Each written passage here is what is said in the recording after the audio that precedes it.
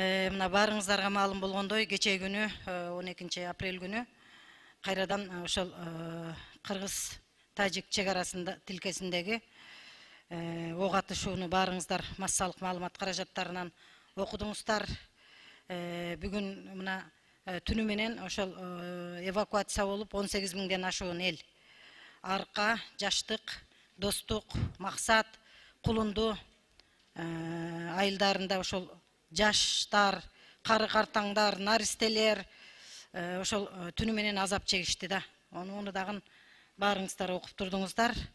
Анан ошого Алмаз Акунжанович, бул эми стратегический жол деп мен байма-бай айтып атамын, Арка-Маргун жолун.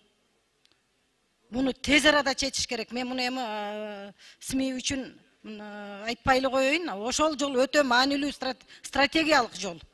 Ушундай учурларда ушул жолду эртелетип оңдобосок болбойт.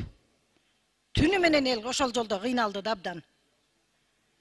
Албетте чек-арачылар өзүнүн жумушун кылды, аскер кызматкерлери ыкчам жардамдарды көрсөттү. Анысына бали дейбиз. Бирок эми бай эл да тажайт экен, эвакуация боло берип, кача берип, жок дегенде шартын түзүүдө өкмөт ыкчам чараларды көрүш керек болуп атат. Ошо жолду карап койгула.